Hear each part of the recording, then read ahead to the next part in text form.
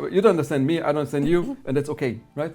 And I'm pretty sure that now many people would actually kind of, hate me. Now, for any decision maker who was already somewhere outside of Vienna, which is like everybody, knows that anywhere else things are a bit faster, right? So, and we figured out for us it was really very painful, very, very frustrating, because we believed we did everything right?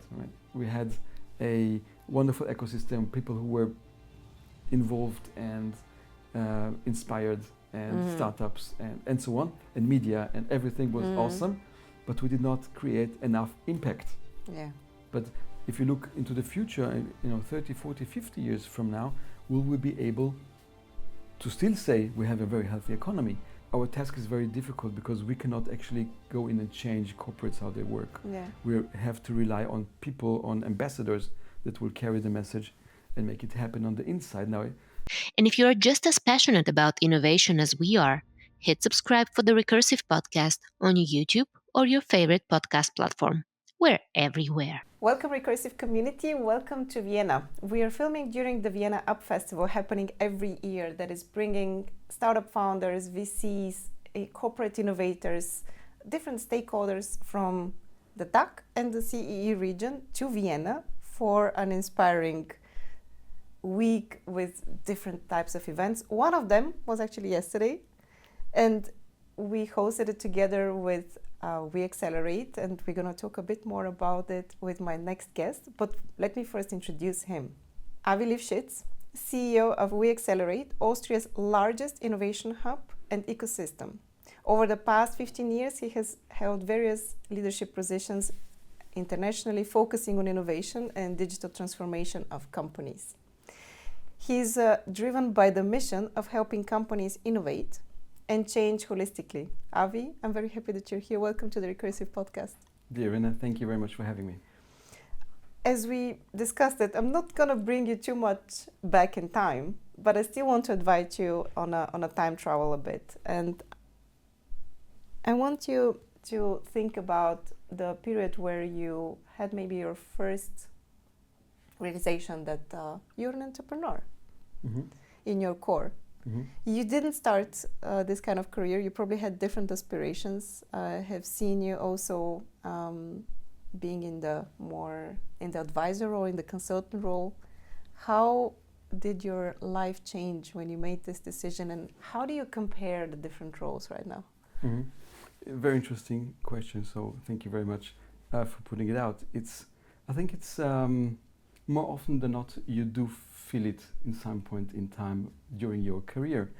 And when you are entering, after my studies, I entered, I went the casual way. I went to consultancy and then went to the industry and so on and so forth. And during this period, I always had the feeling that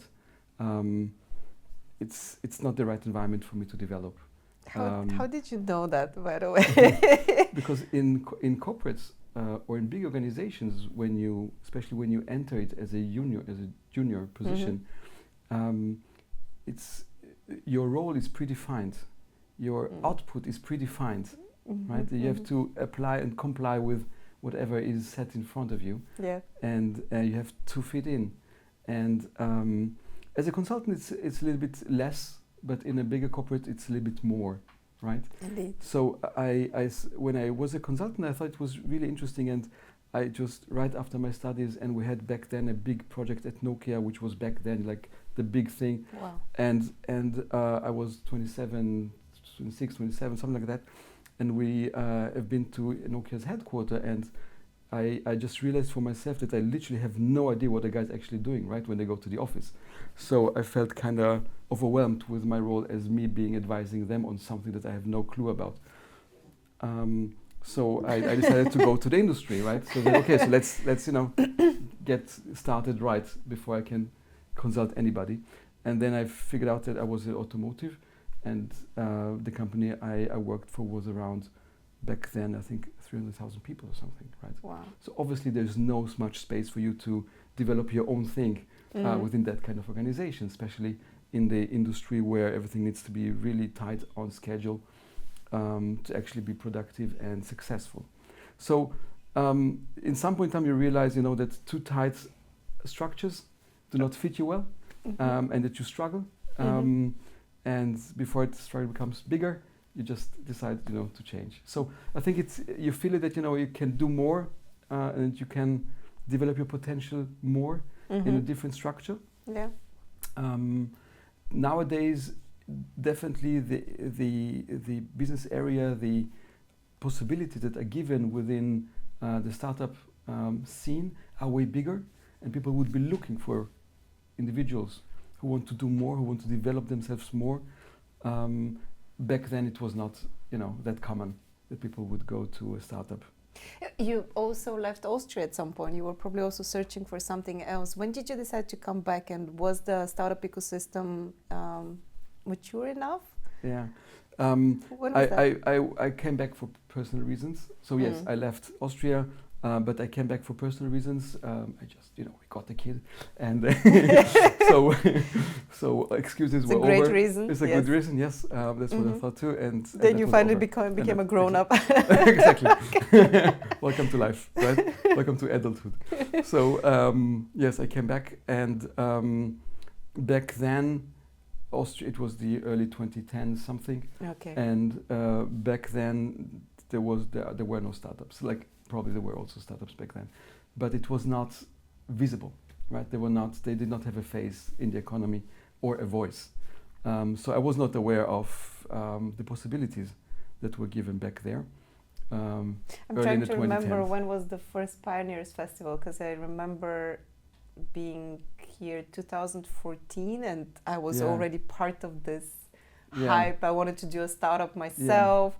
I was super inspired by the environment at Pioneers Festival, so it must have been like the second maybe or the third event. So it was around that time that the startup gene started infecting us. Yeah, right. So to be honest, I mean, the Pioneers Festival was an enormous booster for everybody, and for the startup scene specifically. Yeah. Right. So thank you, Andreas. Yes. For bringing that on. Great impact. Great impact. Great a more important impact because it brought it on the table. Right. It put the startups on the map in Austria.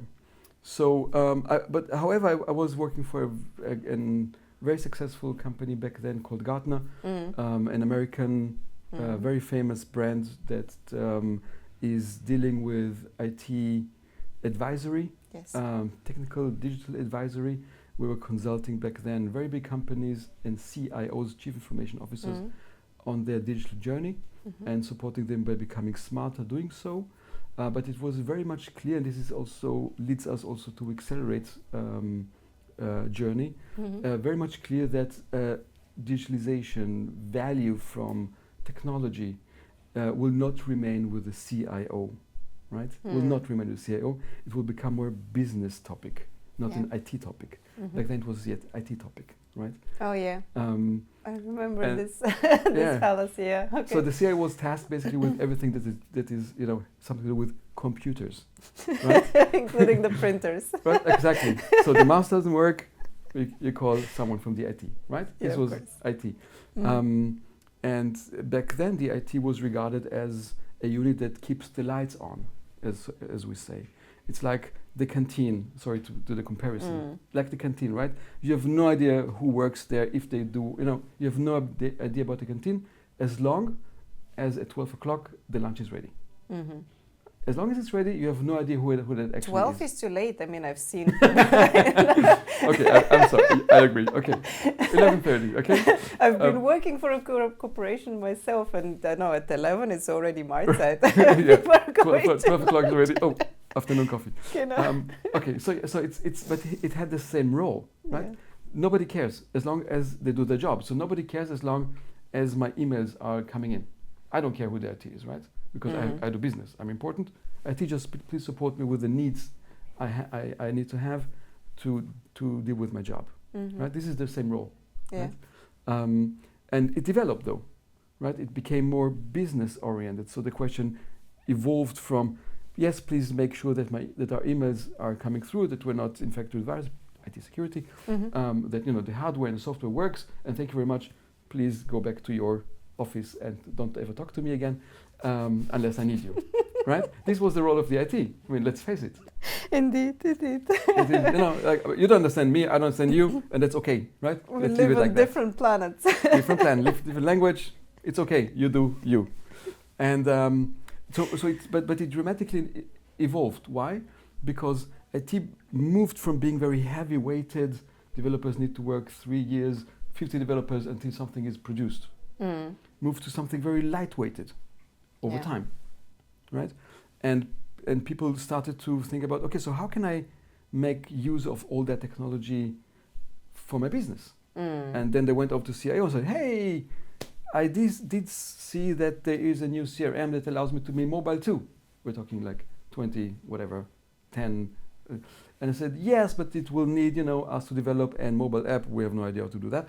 We'll need to work with our suppliers, and it will take 5 years. So thank you very much for bringing up the idea. We'll talk to you when it's ready. Exactly. So people became more and more impatient. And my role back then was to support the CIOs to understand what are the business needs, how can we support business, talk business. So you were a translator of the business units, of the business people to the CIOs, in a sense. I would say more that I would be a consulting, supporting, coaching CIOs to understand how their future world would look like, because CIOs used to be developers who just grown up the chain, right? And they become then head of department, then head of unit, and head of whatever. And at some point, I was like, yeah, you look smart. Let's please be our CIO. I get right? it. Okay. They had no idea about business, like the canteen people, right? And most probably also leadership and management. Exactly. Okay. It's just management of a unit. Yeah. It could be a grocery shop. It could be a retailer. It could be whatever. It's just IT. Right? Okay. So this was the origin. So it became very clear that IT will become more and more relevant from the business perspective. It will outgrow the CIO in some point in time. People will not wait for IT to be ready. It's so interesting for you to share, this kind of reflection, because nowadays this is like self-explanatory. I mean, we kind of like, live it, and if you say that on a panel discussion, it will be duh. But back then it wasn't clear. Yeah. Wow. It was not. No. And people were thinking, okay, so perhaps the CIO will grow from his position to be chief digital officer or chief digital revenue officer or whatever it is, right? Like covering more the digital spin of the business. Back then, anticipating that some portions of it will become more digital than they are today. Yeah. However, that is not the case, because it just overtaken everything, right? We're digital only businesses. And if you look into financial sector, it's digital only, right? Banks have billions of dollars in IT budgets because it's just digital business, right? And it goes for every single industry, right? So IT had to develop dramatically, and we were struggling a lot to develop the personas that were still in IT to be that business savvy. Yeah.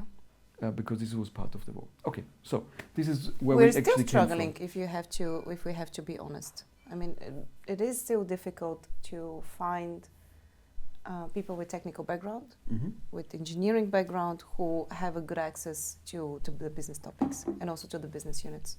Yeah, I think that in or maybe that's in Eastern Europe. If you think about in a black and white world, IT is very focused on we love the geekiness, right? We love this, all those techie words that we use, and then we talk magic and nobody understands us, and I think currently more often than not it's they understand, okay, this is just the gateway to bring value. But I also have to say here that after working for different technology providers, I would say that there is also a lot of diversity amongst engineers. So there is a huge difference between, let's say, nowadays machine learning engineers and data analytics people who have studied Wirtschaftsinformatik. They dress differently, they play different games, they talk differently. Also, Java, JavaScript. This is like a whole different community. They have their own codes. Yeah. They have their own mindset. obviously, like every industry, it develops and becomes more niche-y. So there are a lot of shades of grey. A lot of shades it's not of a grey. black, Yes. it's a not lot black of and shades white. of IT. Yes. Yes. You're totally right. Obviously, it develops too, right? And not one size fits all, obviously. Yeah. But we do have, for example, we do host the Data Science Club Vienna at weXelerate. Nice. And to be honest, really nice people, right? Really nice, very low key. And when they start to talk, it won't take 3 sentences and I'm out, right? And when they do their presentations, like, I said, okay, they totally lost me somewhere in the beginning, right? So it becomes very geeky, right? It's goes very deep. I agree right? here. Okay. I agree here. Yeah. So it was very clear that technology will not remain within IT positions, but become the business, right? And this is where, for me, it was a key message, a key understanding point, where I think, okay, we need to do it differently, right? And perhaps is startups the solution for a lot of things.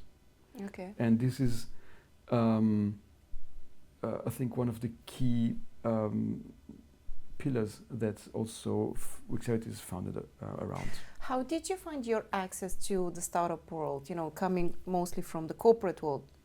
Yeah. You were working for a corporation. They were advising corporations. Right. Yes.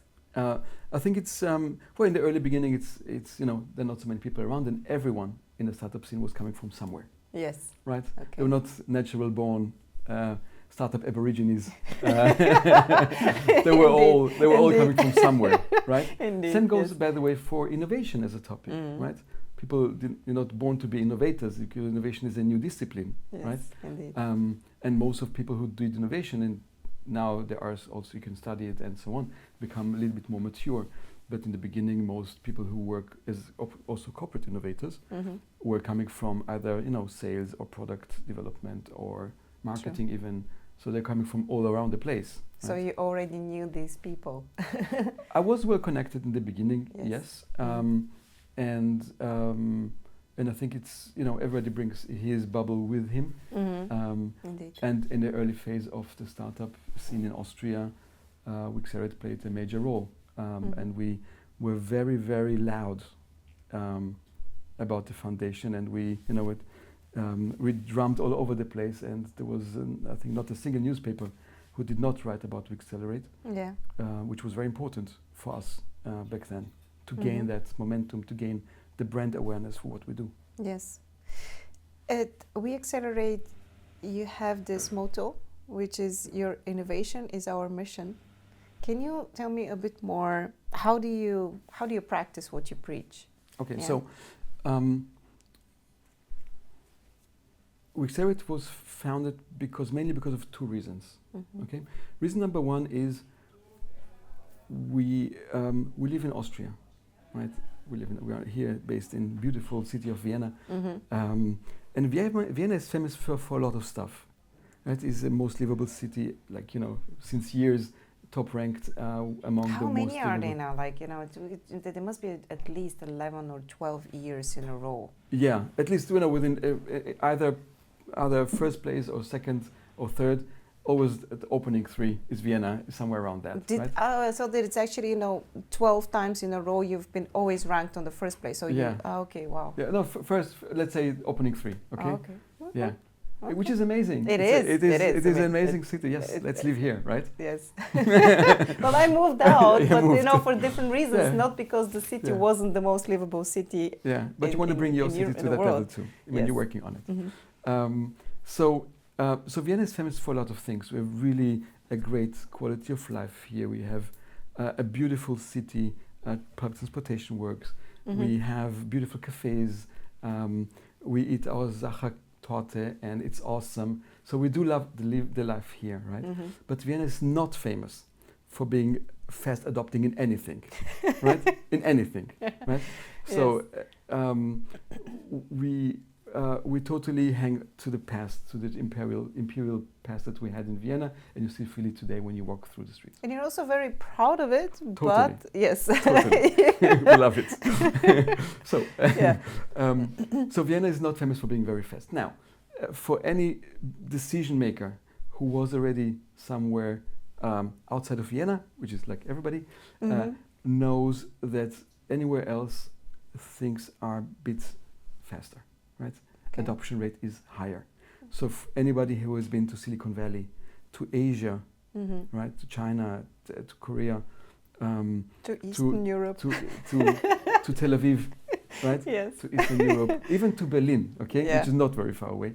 Yeah. People know, okay, they are faster than us, right? And we'll think like, yeah, that's nice. You do that, we do us. But if you think about it from a business decision perspective, you do understand that if we do not move faster, also will be overrun in some point in time, because Austria is in the heart of Europe. We are surrounded by many countries, and if everybody is on, doing things faster, adopting, trying out, and developing, and we, stick to the old, in some point in time it will not work out for us. So if we want to keep our wealth as a economy, we need to become more faster in adopting technology, new ideas, new business models. What is also interesting, and I have always sensed that somehow Vienna has been accepted as the meeting point between the East and the West. So it's not somewhere in Germany, it's not in Poland, but it's actually in Vienna. So it's like Vienna has always been like, a slightly neutral gateway between the two worlds. Okay, they're not so separated as they used to be back then, and I think now we have... They're growing together. Yes, they are growing together. We have less and less asymmetries, but still Vienna is this place, and many of the international corporations, they would have their cluster organizations or kind of like, headquarters for the East. They will be based in Vienna. I don't know to what extent this is now changing, but when I was here, it felt this way, like, the decision makers for Eastern Europe would be in Vienna. Right. But as Prague becomes more attractive, Budapest becomes more attractive, Vienna loses a little bit of that role. I would assume there are a couple of big corporations who move the headquarters towards Budapest, towards Prague. And Vienna is a little bit still a jam, obviously, right? But is not. There are other options also around currently, right? So I think the region emerges. So again, Vienna is a beautiful city, but again, not very fast in developing itself. Okay. And so we walked around and talked to many people and said, hey, listen, we need to do something because we have currently a very healthy economy in Vienna, in Austria. And we're very happy about that. But if you look into the future, 30, 40, 50 years from now, will we be able to still say we have a very healthy economy? And to be honest, we're very unsure about that. Because do we do the right things currently to be there in 30, 40, 50 years from now? So I think, and this idea was anticipated, like, in a very positive way by most of our partners. And say, yes, you're right. I mean, we need to do something around becoming better, around becoming faster, about looking into technology, reassessing our business model, looking to develop quicker than others. So this was one of the founding pillars, thoughts of weXelerate. Okay. And the second one was, we are again a very beautiful country, but a very small one, right? A very small one. So, and our bigger champions, our hidden gems of our economy are known in Austria, but are highly irrelevant actually if you go outside of Austria. So nobody knows them.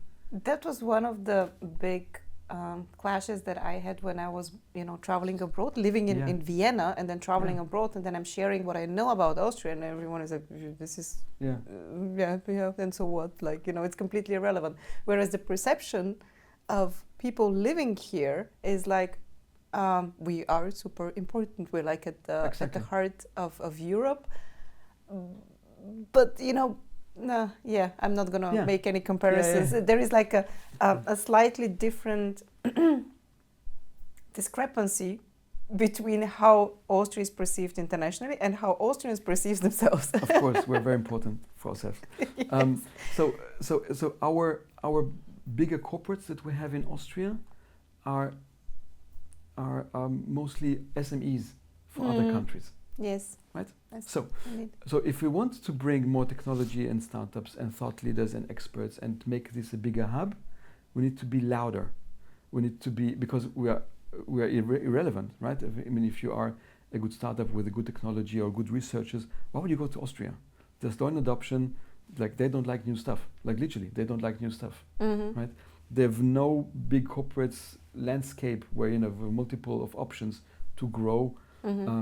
So we're coming from a place where we say, okay, we're not very attractive for people outside. So our solution to be more attractive is to gather more power, to become louder, to become more attractive, to create a lighthouse project for innovation in the heart of Austria, in Vienna, right? So those two pillars were like, we need to do something, if not, we might have a risk of lagging behind. And if we do it, we need to do it louder. We need to do, to gather more people, more power, to become more attractive. So, and those two reasons were the founding pillars of weXelerate. I can very much relate to what you're sharing here, because my mindset has always been also, let's collaborate. If we want to achieve great impact, then we need to get together and put our resources together, because each of us is way too small so that we can actually achieve, big impact. And then I faced at some point the challenge that when you bring people together, you need to align them towards a similar vision. Otherwise, they all start, doing their own thing. They see the world from their own perspective. They work in their own, how do you call it, like in garden, and in their own garden. But it becomes like a chaos. So how did you achieve that? How did you align them around the same vision? And what was that vision? I can imagine that when we speak about some kind of like an innovation vision for Austria or strategy for the next 30 to 40 years, is there something developed? Is there a document that you can benchmark to? Or did you have to do it yourself with all the partners? Yeah, I think there was a sense of urgency in the 2017, 16, 17, 18 when we founded and established weXelerate. And the sense of urgency was from an upcoming wave of startup hype, right?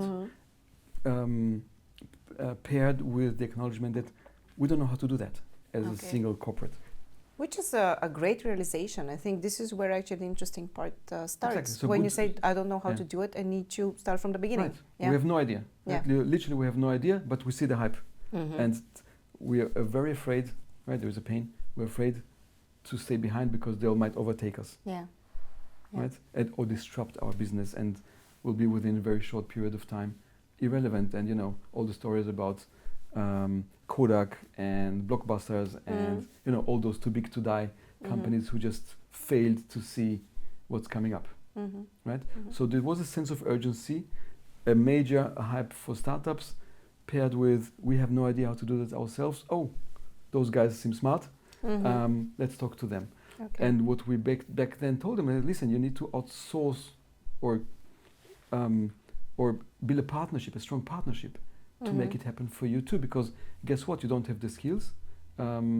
You don't gonna spend millions and millions in throwing at the topic without knowing what to do. You need to do it together. So let's do those baby steps. And you don't have together. the agility because of your structures and legacy systems and so on and so forth. So this C-level people we talked to were mostly interested in, you're right, let's do something. Okay.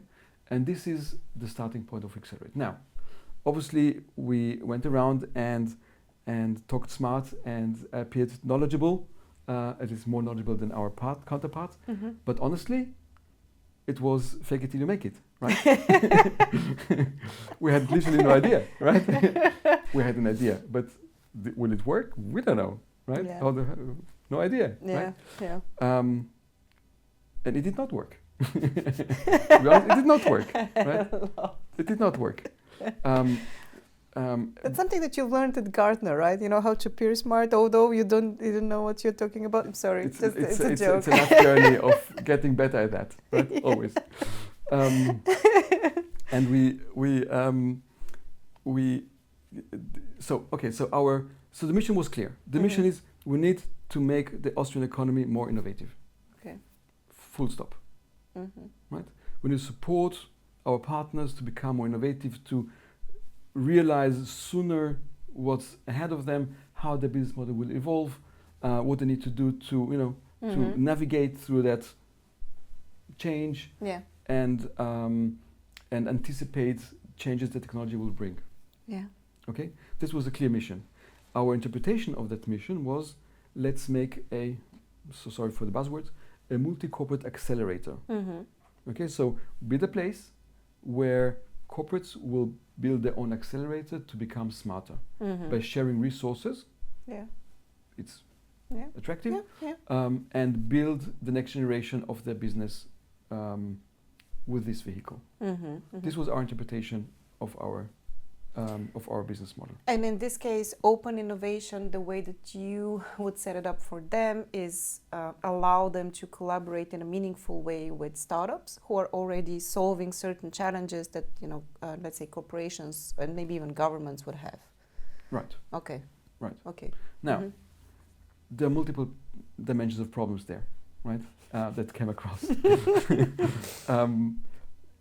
While the C-level people totally understand where it's heading, right, and why there is a need to go into those kind of collaborations to make it in an open innovation environment, which is not intuitive for corporate people. Why do we need to look for other stuff? Was the second level and third level were not on board. Okay, so C-level said, yes, we need to become more innovative. weXelerate is our partner to do so. Okay. Second, third, fourth level was like, what? Look, we've spent years and years becoming more effective, doing same with less people, or doing even more with same amount of people. So we, corporates, that's what they do, right? They become more efficient year by year. Please be more efficient. Do with what you do with less people. Do what do more with the same people. Whatever it is, just become more efficient. This is the way the economy works. Yes. So we don't have the bandwidth to cut out from, to try out new stuff. This is not how we work, right? Look at my table, I have plenty of projects, and guess what? I'm also bottom line responsible for the results. So why would I go and experiment now with stuff that I don't even know? And risk. And it even, it can even fail, right? It can Why would fail. I do that? It would most probably fail. It doesn't say in my job description, right? Yeah. So we had plenty of those conversations. There is definitely a culture clash between the two worlds, and it takes. And it's still till today. It is until today, and it takes very skilled facilitators to actually, facilitate this kind of collaboration. Right. And it is healthy that it's actually this way. It is healthy that these two worlds, they work in a different way. But building the bridge is one of the most difficult jobs that I've seen, to be honest. Yeah. So it was, we were ahead of on the one hand, a lot of really motivated people who wanted to change the world in corporate businesses, in startups and so on. And on the other hand, the impossible task to bring that into life. The impossible task, right? And so we were like, yeah, that doesn't work. That just doesn't. Let's give up, or no? That doesn't work, right? Okay. Now, we're very lucky to have very strong bonds with plenty of corporates who actually went through with us through that pain, right? Okay. Through that valley of disillusions, as we would say, right?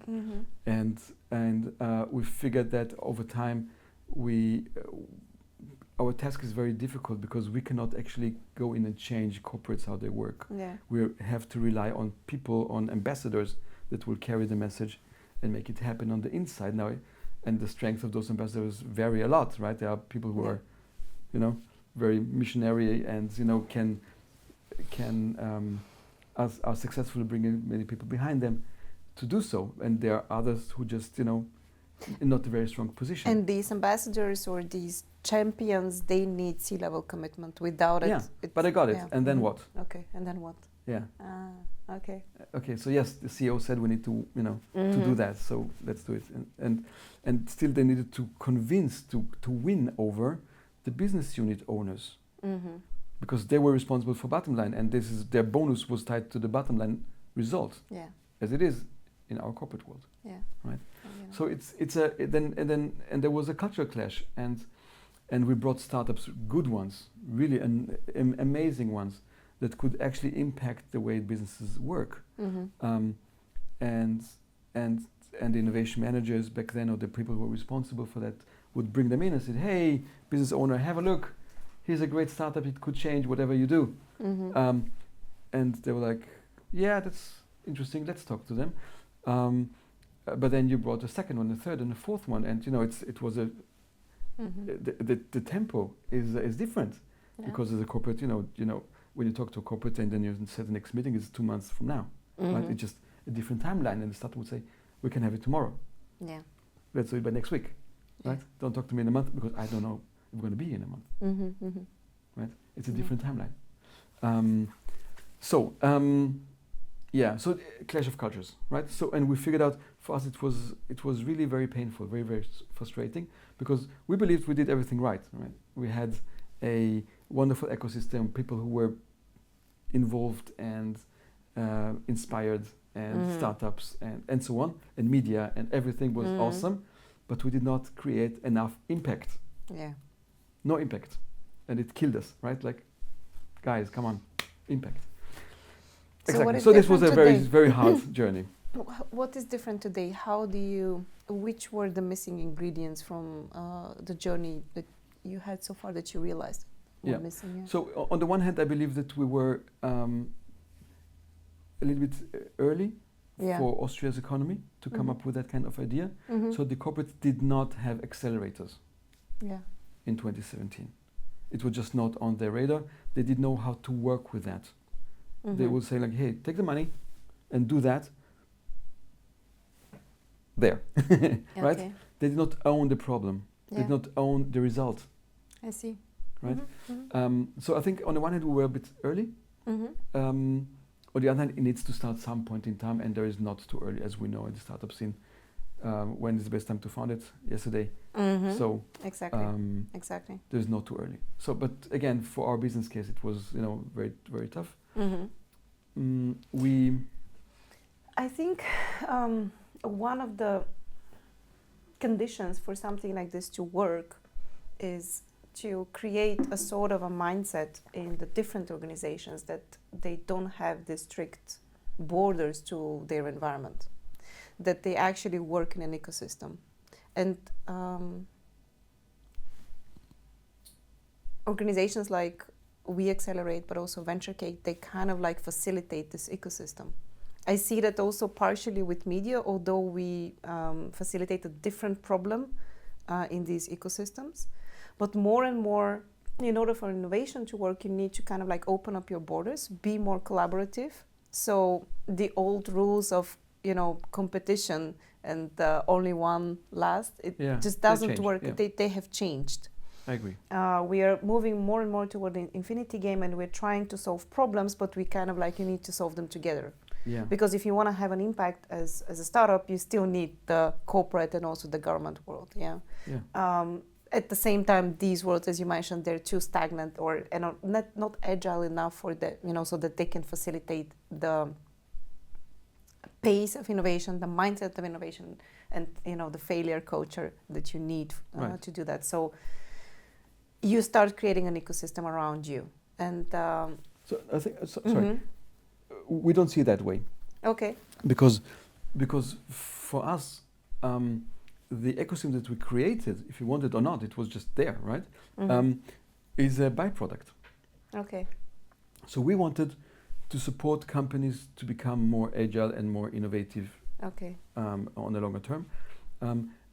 By doing so, we created a place where people meet and talk about innovation, which was totally counterintuitive 2017, because innovation was, we do that closed doors and we talk to whomever we want, but we're not going to be public about that until it's mature, which is, as we know today, an old way of doing innovation. Yes. And the winners who actually understand that, there's no innovation without collaboration. You need really to reach out to your suppliers, to your clients, to the people on the right and people on the left to become better. This is not, what the world looked at innovation back then. But this is how it looked, in my opinion, yesterday when we were also having, the CE Innovation Forum at your place. So it was an ecosystem not only where you have your partners, but which was also open to those who are not even in Austria. There were so many people who would come from Bulgaria, Hungary, Poland, Slovakia, Latvia. The place was kind of like buzzing together, mixing up the two worlds so that people can talk about innovation. And I find this inspiring. And thank you also for hosting us there, for supporting us in this mission. I'm very happy that we did it together, because we are not from here. Yeah. And setting up an event where it's not your home of that scale for the first time, it was a risky endeavor, and I was very worried yesterday morning. But around 10 a.m. I think I was like, okay, no, everything is actually is happening great. So thank you, and also to Clemens and everyone on the team who supported us in that. I think and we needed to say that. Thank you very much. In this sense, I think what we have achieved yesterday is also aligned with what Vienna, as a city, is also trying to demonstrate, that Vienna is still the gateway between the two worlds, between the East and the West. Yeah, so let me quickly reflect on that. So first of all, also it was an amazing event yesterday. I think 350 people were there. It was packed, it was buzzing, it was They kept amazing. On registering the whole day. I think we came up to 400 yesterday. Oh, 400. Yes. Okay, congratulations. It's just amazing. And we love, the buzzing, and we love them when the house is full of people who are inspired and, want to do better. But this, again, I mean, with weXelerate, we created a place where innovators have a home, right? It's literally the place that you go to. We have many delegations come to us from different countries, universities or business. Many state visits come, to weXelerate to see what we actually have built. And this is a side effect of what we actually wanted to achieve, because we wanted to achieve innovation for our partners. But by doing so, we became actually the place to go to, right? And the place where people are drawn into. It's a beautiful location. It's very central. It's very inspiring building. So we're very proud to be there, right? So yes, I think it was laid already in the beginning that our gateway towards Eastern Europe and Balkan and is native to us. Well, I think your partners, most of them are also represented in Eastern Europe. I mean, I always joke when my friends from Austria actually visit me, that when they arrive in Bulgaria or in Bucharest, they would almost feel like home, because it's like the same brands everywhere. Same brands everywhere, right? So obviously, many Austrian companies chose not to go to Western Europe in the business expansion. Yes. But obviously to underdeveloped Eastern Europe back in the days. And this is what happened. So we are relying heavily on Eastern European countries currently. Yeah. And this is also paying into the innovation ecosystem, right? So many startups would see Vienna as the gateway to Central/Western Europe. And they believe, if they're successful here, they'll be successful also somewhere else. Austria is a great test market for many startups. Okay. And we do believe that our partners, at least, or what we see around, economy has developed to be more adaptive, more accepting new ideas. And again, plenty of them are coming from Eastern Europe. Now, Eastern European people, as far as we see that, without generalizing too much, are more techie savvy than Austrian ones. Yes. Right? There are better schools, apparently. Yeah, we've been discussing that yesterday with Marcos Lang from Speed Invest, that he was observing that, this big difference. And somehow we still don't really manage to build this bridge between, the business-minded people who are, I think, probably better educated on strategy and, commercialization and business development, and how do you actually approach your market. I think you have many more traditions when it comes to education here. This is something that is, in my opinion, still developing in Eastern Europe. We still like the mindset. We focus on, let's do great technology, let's build great products, and then the market will come by itself, but it just doesn't work this way. So this bridge is definitely necessary, the way that I actually see it. Yeah. I agree. Yeah. Right. To our observations too, we have for VentureCake, our accelerator. We'll talk about that, I guess, in a minute. Yes. We have an enormous amount of applications, and guess what? 70% of them are from CEE region. Wow, 70%. Yes. Yes. Amazing. Yes. You have done a great job. Okay. Not yet, but we're hoping to do so. Happy to support you. Happy to support you. Actually, that brings me to my next question. For, let's say, as you also know, probably, most of the successful startups from Eastern Europe are B2B tech, which means that corporate accelerators are for them a great way to validate their products, to grow, to acquire maybe their first customers, gain the early adopters. This is one. And the second thing is that they operate in relatively small and unsophisticated markets, which means that they need to start thinking about going international very early on. Right. Yeah. So for these kind of ambitious startup founders, what can you offer? Okay. How is VentureCake actually a good place for them to be? Mm-hmm. Good question. Let me just 2 sentences about, because we talked about the why weXelerate in the beginning. I'll just like to summarize it up where we are today and why it is also a great nutrition bed for VentureCake. Yes. weXelerate today is the biggest innovation ecosystem. We work together with 30 to 40 big corporates on the innovation agenda, and you don't see those numbers somewhere else. And those corporates are tied to us on a multi-year program with multi-year programs to develop their innovation. Okay. Now that can be obviously corporate startup collaboration. That can be also how to do innovation. What's innovation strategy? How do we measure innovation? What's KPIs? Where we know so many projects will fail because this is by design the way it works. Yeah. How does it work and so on. So a lot of values that they can gain from working with weXelerate. And obviously when you have a place where 30 to 40 corporates work, you do have a landscape of plenty of suppliers that are attached to that. So plenty of service providers of various kinds, expert groups, also smart individuals, thought leaders. Okay. This is how we create academia world, how we create basically a whole ecosystem around innovation, which is heterogenic. Okay, and this is where also we decided, okay, we need to do more with the startups who anyhow knock on our door constantly. So how can we give them an answer? How can we support them on their journey? And this was the birth hour of VentureCake. A VentureCake. You make innovation sound like it's a piece of cake. Just joking. Nice. That was my first association. It's a piece of cake, right? No, so you know why it's called VentureCake? No, you tell don't me. know. No, there is an actual story behind it. Yeah, please go. Okay, let me tell you. Please. So VentureCake is, the subline of VentureCake is that it's a co-owned accelerator. So startups who actually do own a portion of VentureCake. It's a giving back. I love that. So and the analogy that we use is, a rainbow cake. It's layered with different colors of the rainbow, and we say, as a startup, you're a layer. You're just another layer in our cake.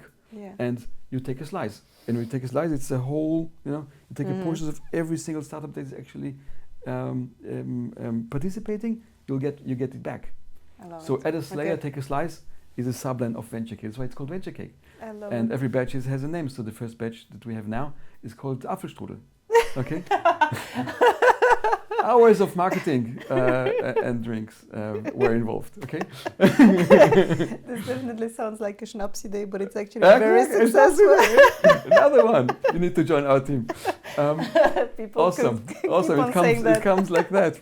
Okay. So this is why it's called VentureCake. Nice. Okay. So at VentureCake, so I think we've done a lot of research before we launched VentureCake, and the research has shown a couple of things that we incorporate then in our design.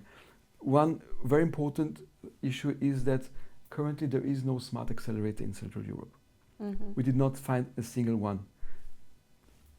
Let me put it in perspective. There are plenty of startup events. Enough of them, right? Yeah. There are plenty of startup prizes. There's the World Championship just was yesterday afternoon. Indeed. Right?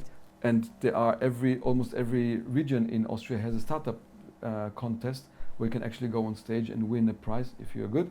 And the mayor will come and shake your hand, and here are 5,000 euros. Good luck, right? And that's it. So there are no good accelerators that are focused on the startup value solely in the region. Okay, so this is. I've seen the international ones coming to Vienna. Which one are you talking about? Okay. It would be, a bit challenging if we have to, kind of like put them in problem, competition with you. But I think I saw yesterday Plug and Play, right? Plug and Play is our, blueprint. Yes. And Y Combinator is a blueprint, and Techstar is a blueprint, American ones. Plug and Play is already since years in Vienna, very successful. Everybody's friends, and there could be just more of them.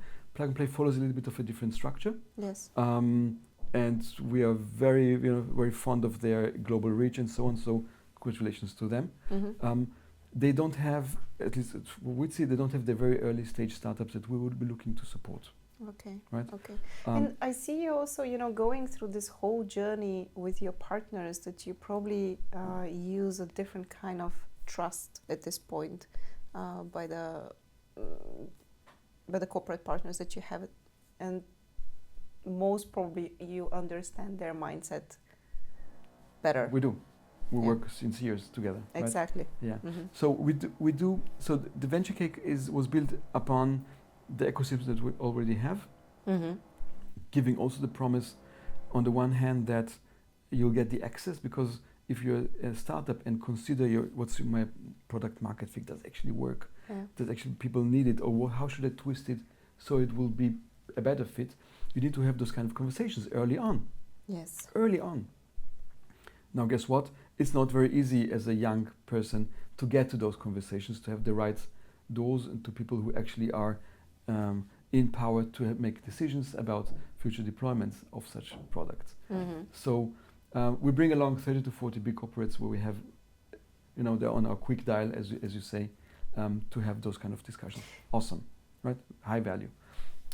Second thought that we saw in our research is that the power of community is one of the biggest values that people will take out of accelerator program participations. Okay, so people will tell you, Y Combinator is awesome, right? It gave me so much. The highest value was I had to work with amazing people in my batch, right? So obviously mentoring is important, corporates are important, and so on. But you learn so much from each other. Yes. And this is where the idea of the co-ownership came along.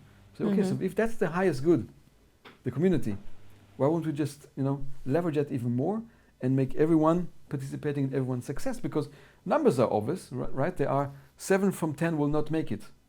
Will just not make it. 2 will be okay, and 1 will hopefully succeed better, right? But those 7 are also smart people. Just right, wrong product, wrong time, wrong whatever. But they will even emerge or let their business model go and join another one. But there's a community behind it. It's actually proven that only by us communicating together and being engaged in the same conversation, that creates a certain neuroplasticity, and we actually learn from each other. We don't even need to it's not only about discussing the topic, it's just by sitting together and letting our brains align on the same wave length, so that we can learn from each other. And I find this amazing, and this is why I believe that communities, they totally make sense if you want to adopt new skills. Being also physically together totally makes sense if you want to adopt new skills. Right. So this was the founding ideas of Venture Cake. On the one hand, utilizing our very strong ecosystem that exists already. On the other hand, creating a community of startups that are tied to and committed to build a strong community, supporting community for growth. And this is how we started. Okay. And I think here the programs also of the Vienna Business Agency probably align very well with founders who are not from Austria, who would like to be part of this community, who would like also to test a bit how do I operate on the Austrian market. They can benefit from that as well, and I don't know. Exactly. So we work together with all the relevant partners. Obviously, Vienna Business Agency is one, FFG, Yes. Förderungsgesellschaft is the other one, AWS also. So all the bodies that's actually tasked with supporting Austrian economy, innovation economy, are working obviously with us to support those startups. Okay. If you're a startup from whatever region and you're considering, those bodies will be helpful with funds, with knowledge, with support, with expertise to make it actually happen for you to come here and enjoy the program.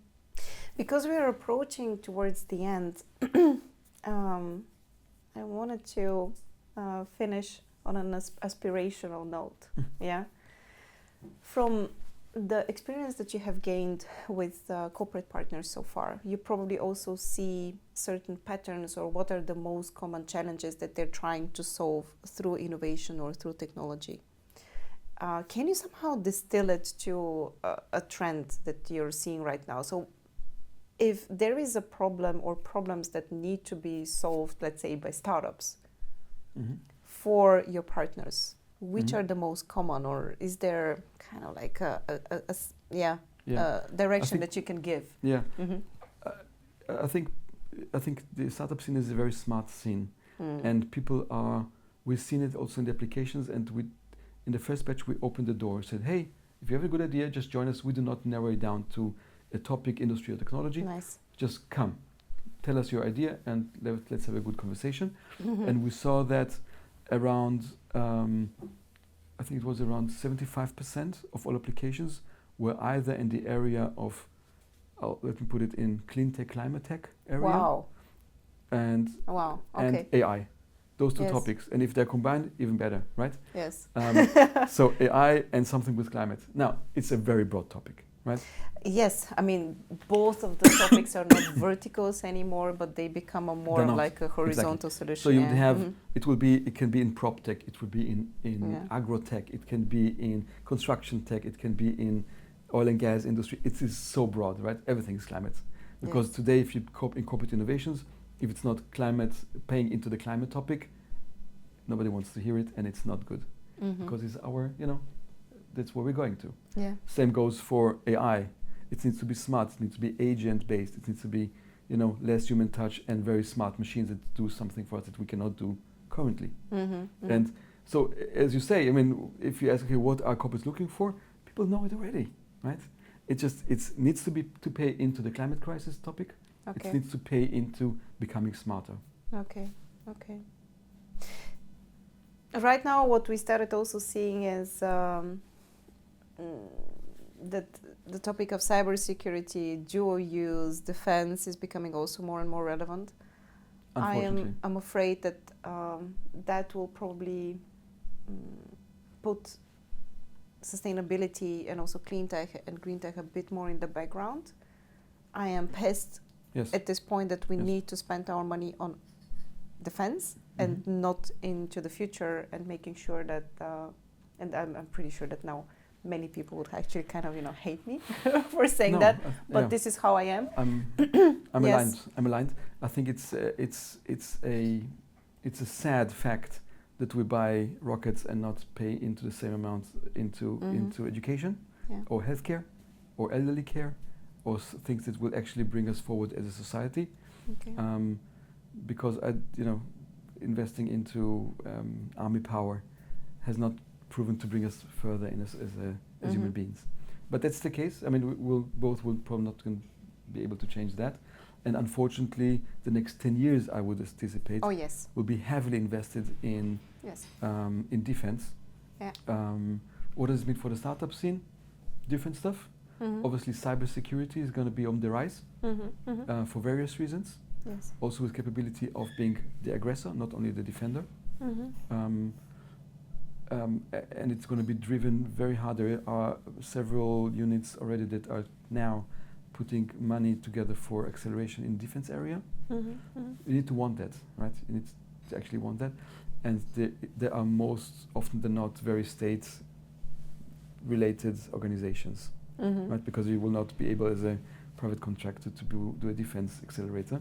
It's heavily funded, obviously, and there's a lot of secrecy around it because this is, regarded as an advanced.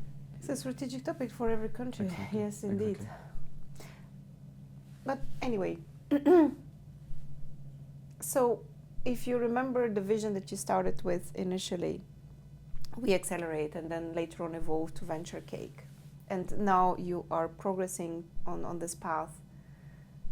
And if you have to think fast forward into the future, how would you imagine the moment where you feel like, okay, we have achieved that, like that's a success? I don't know. You probably sit with your business partner somewhere with a glass of nice, what are you drinking? I don't know, whatever nice whiskey or I'm not picky. or champagne or sect or something like this, and you would be thinking, yeah, remember how we started? Now we made it. When would you know that you made it? I think currently weXelerate has a regional role, right? And obviously with all those partnerships that we have are mostly regional, right? Regional means Austria, a little bit of the CE region around it, but that's it. I think I do hope, and this is also our goal, that Venture Cake will become one of the most relevant accelerators in Central Europe, if not in Europe, with a relevant partnership. And relevant partnership means also that the startups that we, walk through our accelerator actually will do good and provide value, not only monetarily, but also for us as a society to advance. Europe is lagging behind dramatically versus US and Asia, and we need to support that. So if we will be successful in creating a relevant accelerator in Central Europe, this will actually give us more power to do Europe tech. We'll be very, very proud. I wish you all the best for that vision, and I want to thank you also for this conversation. I don't think that I've ever went so much or so deeper into the topic of acceleration and creating this kind of environment where both worlds can work. I have seen that in certain verticals. I know how it works in certain verticals, but I've never talked to someone who has approached the topic so systematically, so analytically, and who could share so much insight across different industries. So thank you for this conversation. It was very interesting for me, very insightful for me, and I wish you all the best for the future. Many thanks. Again, it's a journey, right? It is. It is a journey for everyone. And we try to enjoy it along the way, right? This is the most important part. This is what I've learned over the years. You can take a lot of stuff seriously, and I think this is something that I've learned from Austrians. I always took stuff very personally and very seriously, and now in Eastern Europe I needed to learn that it is also very important to have fun. To keep this kind of ability to have fun, because sometimes it's just way too frustrating. You just have to laugh. Exactly. And lighten up a bit. Thank you much for having me and for the conversation. Thank you, Avi. Cheers. Woo! And if you are just as passionate about innovation as we are, hit subscribe for the Recursive Podcast on YouTube or your favorite podcast platform. We're everywhere.